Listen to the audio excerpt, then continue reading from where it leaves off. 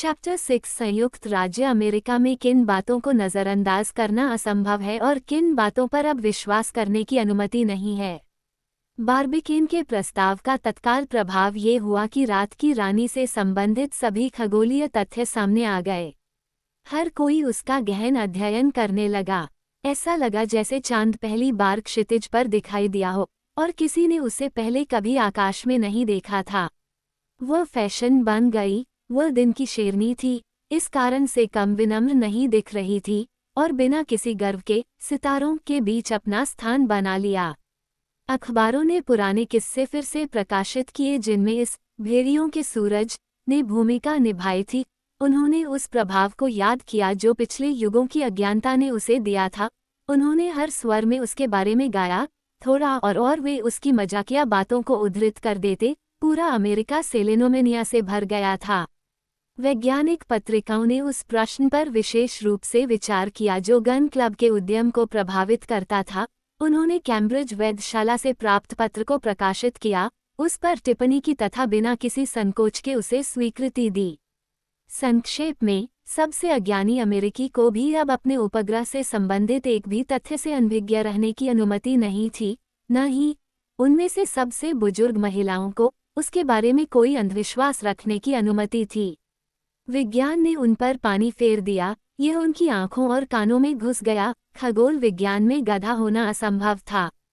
तब तक बहुत से लोगों को यह नहीं पता था कि पृथ्वी और चंद्रमा के बीच की दूरी की गणना कैसे की जाती है।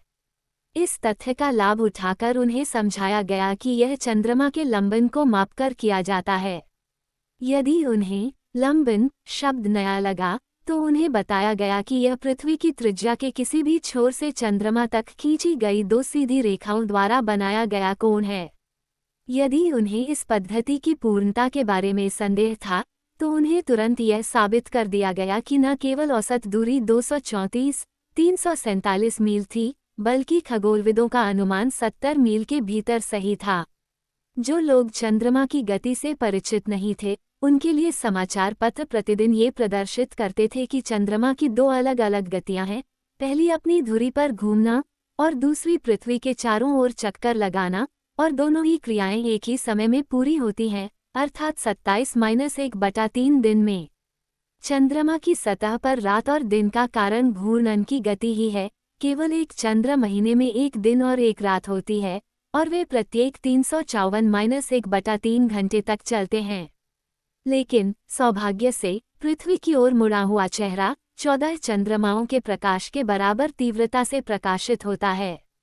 दूसरे चेहरे के लिए, जो हमेशा अदृश्य रहता है, इसमें स्वाभाविक रूप से 354 घंटे की पूर्ण रात होती है, जिसे केवल तारों से गिरने वाली पीली रोशनी द्वारा नियंत्रित किया जाता है।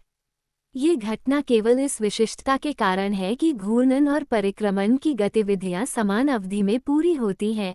एक ऐसी घटना जो कैसिनी और हर्शेल के अनुसार बृहस्पति के उपग्रहों और बहुत संभवतः अन्य उपग्रहों के लिए सामान्य है।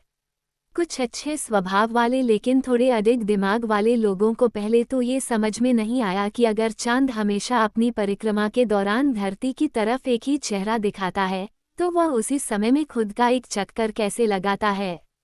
ऐसे लोगों को जवाब मिला, अपने डाइनिंग रूम में जाओ और मेज के चारों ओर इस तरह घूमो कि हमेशा अपना चेहरा बीच की तरफ रखो।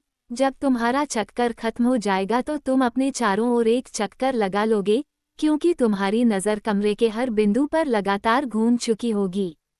तो फिर कमरा स्वर्ग है, मेज धरती है और तुम चांद हो। और वे इस तुलना से प्रसन्न होकर चले जाते हैं। इस प्रकार चंद्रमा हमेशा पृथ्वी के सामने एक ही चेहरा प्रस्तुत करता है।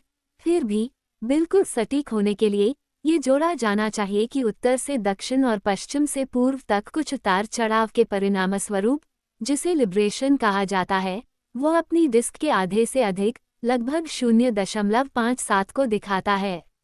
जब अज्ञानी लोगों को कैम्ब्रिज वेधशाला के निदेशक के बराबर चंद्रमा की घूर्णन गति के बारे में पता चला, तो वे पृथ्वी के चारों ओर चंद्रमा की परिक्रमा की गति के बारे में खुद को असहज महसूस करने लगे, और 20 वैज्ञानिक समीक्षाओं ने उन्हें तुरंत वह जानकारी दे दी जो वे चाहते थे।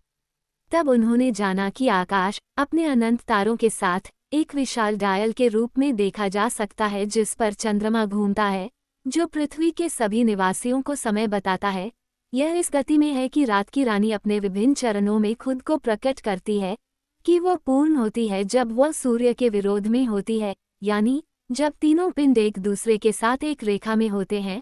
पृथ्वी केंद्र में होती है कि चंद्रमा नया होता है जब वह सूर्य के साथ संयोजन में होता है, यानी जब वह सूर्य और पृथ्वी के बीच होता है। अंत में कि चंद्रमा अपनी पहली या अंतिम तिमाही में होता है जब वह सूर्य और पृथ्वी के साथ एक समकोण बनाता है जिसका वह शीर्ष पर होता है। कुछ चतुर अमेरिकियों ने यह अनुमान लगाया कि ग्रहण केवल संयोजन या विरोध की अवधि में ही हो सकता है, और उनका तर्क उचित था। संयोजन में चंद्रमा सूर्य को ग्रहण कर सकता है, जबकि विरोध में पृथ्वी ही उसे ग्रहण कर सकती है, और ये ग्रहण एक चंद्र महीने में 2 बार नहीं होते हैं। इसका कारण यह है कि जिस तल पर चंद्रमा घूमता है वह पृथ्वी की तरह अंडाकार है। रात की रानी क्षितिज से कितनी ऊंचाई तक पहुंच सकती है, इस बारे में कैम्ब्रिज वेधशाला से प्राप्त पत्र में वह सब कुछ था जो इसके बारे में कहा जा सकता है।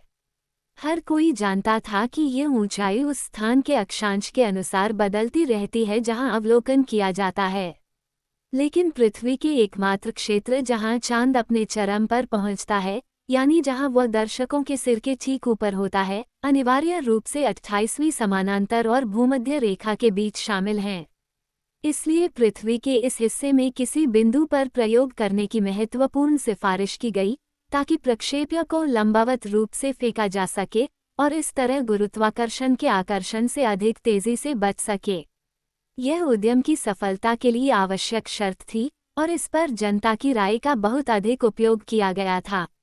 पृथ्वी के चारों ओर चक्कर लगाते समय चंद्रमा द्वारा अपनाई गई रेखा के बारे में कैम्ब्रिज वेधशाला ने सबसे अज्ञानी को भी बताया कि यह एक दीर्घवृत्त है जिसके एक केंद्र पर पृथ्वी स्थित है।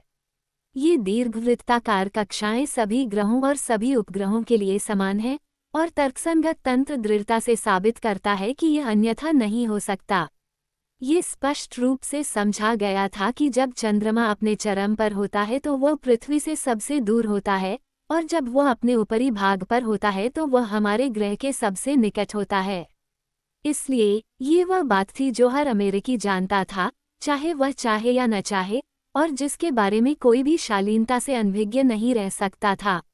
लेकिन अगर ये सच्चे सिद्धांत तेजी से अपना रास्ता बना लेते तो कुछ भ्रामक भय और कई गलतियां मुश्किल से दूर हो पाती। उदाहरण के लिए, कुछ योग्य लोगों ने कहा कि चंद्रमा एक प्राचीन धूमकेतु था जो सूर्य के चारों ओर अपनी लंबी कक्षा में यात्रा करते हुए पृथ्वी के पास से गुजरा और उसके आकर्षण के घेरे में बना रहा। ड्राइंग रूम के खगोलविदों ने चंद्रमा के जले हुए पहलू को इस तरह से समझाने का नाटक किया, एक दुर्भाग्य जिसके लिए उन्होंने सूर्य को दोषी ठहराया। केवल जब उन्हें बताया गया कि धूमकेतुओं का एक वायुमंडल होता है और चंद्रमा का बहुत कम या बिल्कुल नहीं, तो उन्हें नहीं पता था कि क्या जवाब देना है। शेकर्स वर्ग के अन्य लोगों ने चंद्रमा के बारे में कुछ आशंकाएं व्यक्त की। उन्होंने सुना था कि खलीफाओं के समय में किए गए अवलोकनों के बाद से उसकी परिक्रमा की गति एक निश्चित अनुपात में तेज हो गई थी। तब से उन्होंने बहुत तार्किक रूप से निष्कर्ष निकाला कि गति का त्वरण 2 पिंडों के बीच की दूरी में कमी के अनुरूप होना चाहिए, और ये दोहरा प्रभाव अनंत रूप से चल रहा है। चंद्रमा एक दिन धरती में गिरकर समाप्त हो जाएगा। हालांकि उन्हें खुद को आश्वस्त करने और भविष्य की पीढ़ियों के लिए डरना बंद करने के लिए बाध्य होना पड़ा जब उन्हें बताया गया कि एक प्रसिद्ध फ्रांसीसी गणितज्ञ लाप्लास की गणना के अनुसार गति का ये त्वरण बहुत ही संकीर्ण सीमाओं के भीतर सीमित था और इसके बाद आनुपातिक कमी आएगी। इस प्रकार सौर दुनिया का संतुलन भविष्य की शताब्दियों में परेशान नहीं किया जा सकता है।